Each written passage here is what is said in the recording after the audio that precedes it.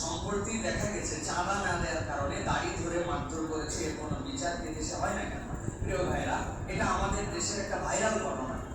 এটার সাথে দুই তিনটা বিষয়ের সংশ্লিষ্টতা আছে। একটা হচ্ছে দেশের অরাজক যে পরিবেশ, একটা কালচার যে আমাদের মানুষের মধ্যে ঢুকেছে, এইটা হচ্ছে যে পাওয়ার প্র্যাকটিসের ক্ষেত্রে চাঁদাবাজি করা, অন্যায়ভাবে টাকা নেওয়া, এটার থেকে আমাদের দেশকে বেরোতে হবে।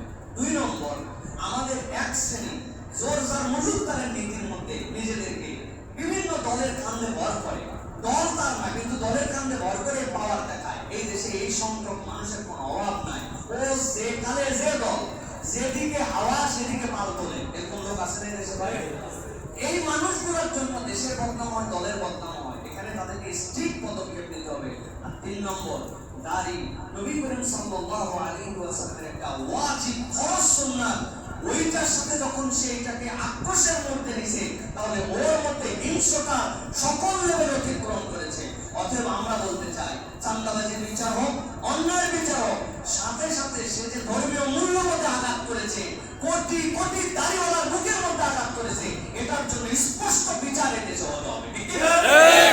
এই জন্য আমরা বলতে চাই, ধর্মীয় মূল্যবোধের এইগুলা জায়গাতে বিচারের একটা ক্রাইটেরিয়া আমাদের জন্য থাকা দরকার, যাতে করে কেউ এই সকল অসভ্যতা বা অবর্ণিত আচরণ করে পার না পেয়ে যায়। এটা তো দৃশ্যমান, অদৃশ্য কত ঘটনাই না ঘটেছে, কত কাহিনী নাই দেশে পার হয়ে গেছে।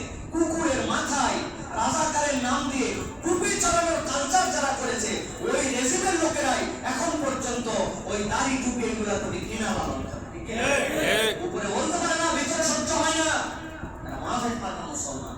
তো আমরা বলবো, আল্লাহ এদেরকে হেদায়েত দেন এবং আমাদের যারা দায়িত্বশীল তাদেরকে যথোপযুক্ত এইগুলা বিচার করার তৌফিক দান করুন। কিন্তু সর্বশেষ কথা হচ্ছে, এক্ষেত্রে আমরা এক্সট্রিমিস্ট হতে পারি না।